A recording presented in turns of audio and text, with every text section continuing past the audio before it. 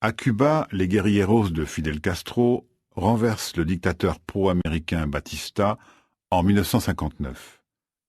La nationalisation d'avoirs étrangers irrite les États-Unis et dès 1960, l'île se rapproche de l'Union soviétique, ce qui sert de prétexte à une tentative de débarquement organisée par la CIA. Cette opération est un échec, mais au cours des années 1961 et 1962, l'Union soviétique engage, au bénéfice de Cuba, un programme de livraison d'armes, notamment de fusées, dont les principales bases de lancement sont situées dans le nord et l'ouest de l'île. Cuba ne se trouve qu'à 170 km des côtes de la Floride, et les fusées les plus puissantes ont une portée de 4000 km. Elles menacent ainsi la presque totalité du territoire américain. Le 14 octobre 1962, un avion espion américain U-2 détecte leur présence.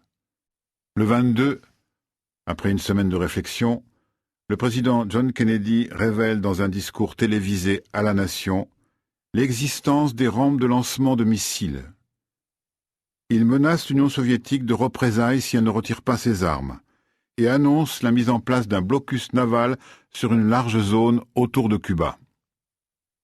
Le 23 octobre, Nikita Khrouchtchev, le premier secrétaire du Parti communiste de l'Union soviétique, ordonne aux navires soviétiques qui font route vers Cuba de poursuivre leur route. Le 24 octobre, 4 sous-marins soviétiques sont à l'intérieur même de la zone de quarantaine. 2 nouveaux navires arrivent à leur tour, mais Khrouchtchev leur demande de ne pas forcer le passage. Au cours des journées des 26 et 27 octobre, la tension est extrême et le monde est au bord d'une guerre nucléaire. Sur mer, la marine américaine pourchasse les sous-marins soviétiques obligés de remonter en surface.